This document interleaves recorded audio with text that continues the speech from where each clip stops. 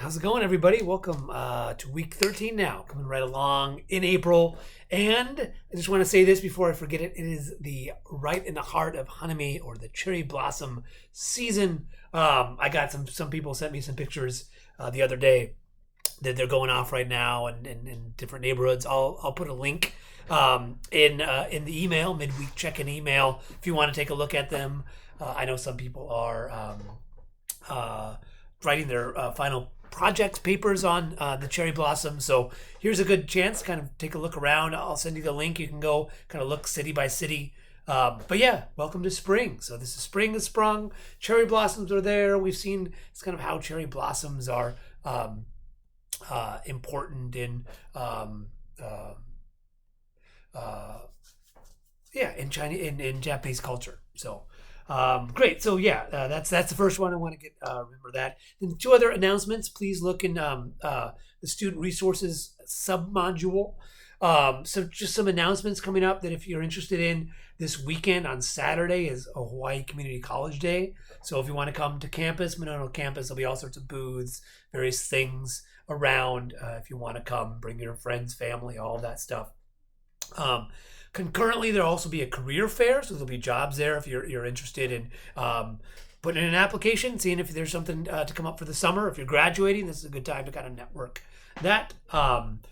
So you could take a look at that. I put some flyers there for you, and then also all of April, particularly through the community college, there's Lahu Nua, or Earth Day events. Again, I put two flyers there, one for all the events that you can sign up for if you're interested, and then the big one at the end of the month on the 22nd, we will have an Earth Day on a Tuesday.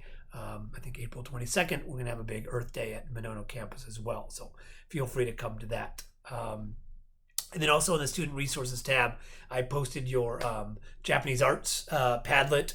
Again, great job, lots of really cool stories. Some spooky stories, some ghost stories. I mean, Japan has some great ghost stories, some great folk tales. And then also some people did some sumo, some martial arts. It was really, really good. I think people did a good job of kind of another element of arts of Japan, which kind of gets us to this week's topic, where we're sort of in Japan, but moving as well as many people from Japan did. And one of the points of Japanese culture is that it's spread. The reason we're kind of waiting until the end of the semester is because I wanted to get the Meiji period, because that's really, as we can see historically, that's when Japan really started to expand out. We talked about that last week with the Iwakura missions and things like that, but particularly in Hawaii, we really see this connection between Japan and Hawaii taking shape in the 19th, early 20th century, particularly with the labor. A lot of Japanese came over to work in sugar plantations in Hawaii, and then left an indelible imprint here, as well as other parts of the Americas. There's along the West Coast, Seattle, San Francisco, Los Angeles. A lot of Japanese came over, settled, farmed, set up shops. That legacy was very much still part of America in the 20th and 21st century, with the Issei first generation, Nisei, Sansei, these different generations of Japanese there. So you have this spreading of Japanese culture, even all the way into Peru and places in Brazil. There's sort of Japanese migrant populations as well, which we'll talk about. And then also, which I think is interesting, this sort of a connection between Hawaii and Japan with Kalakawa's trip to Japan. I gave a little reading about that. Reading's a little long. It's a very fascinating book if you want to learn more about Kalakawa.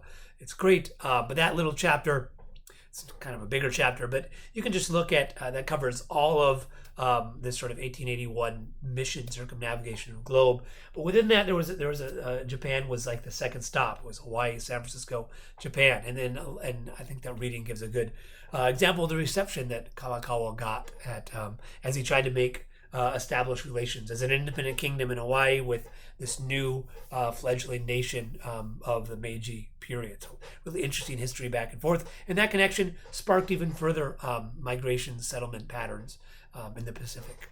So it's kind of the the discussion there. I don't know if you've seen the movie Picture Bride. It's really fascinating. Set in Hawaii, about sort of a lot of men came over and then they would bring brides from Japan, set up families here. It was very much that movie is really interesting. If you want to, I gave a clip, but you can you can watch the whole thing. I think it's online. And we see that Hung Won Ji, which is here in Hilo, but they're all over these missions, these sort of Buddhist missions, which are early churches of these groups. I gave a little talk about the Hung Won Ji and how that plays into Japanese story, but also Hilo story. Some other one, Katsugoto, was a very famous figure. He was in Honoka. He actually faced a lot of discrimination. I mean, it wasn't some of these early migrations. There was discrimination there against Japanese groups, against other groups. Katsugoto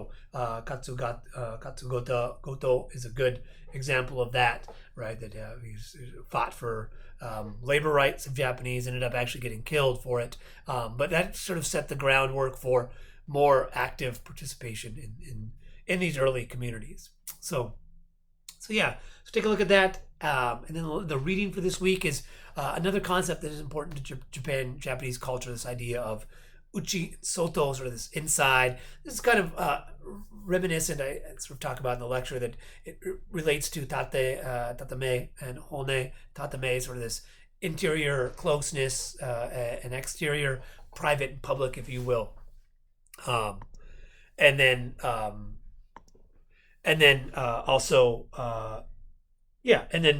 uchi is sort of those on the inside, versus soto are those on the outside, the gaijin and outsiders, and that's very much part of Japanese culture. You'll get that if you ever go visit. I mean, there's definitely there's a barrier there. A lot of people who've lived in Japan for a long time who were not from Japan even still kind of get this. They're never fully Japanese. Or if you're a kid and you move to Japan and you're not Japanese, you can there's some issues there as well. But it is. I think the reading kind of talks about that, lays that out a little bit.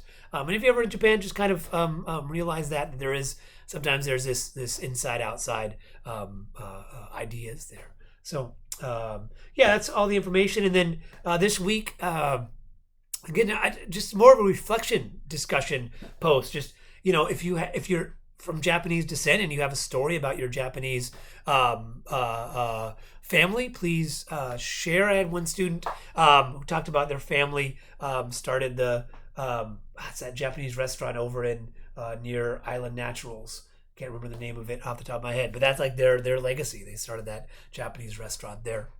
I mean, it's just a chance to share. If you don't, I mean, what are some things about Japan that you see around you? I mean, I think if we really start to look at it, then things that will pop up that are very Japanese, musubi being one, but spam musubi, sort of the mixture of East and West there, all sorts of things that you can see within Japanese imprint legacy within the world today. So that's it. Have a good rest of your week. And go look at some cherry blossoms.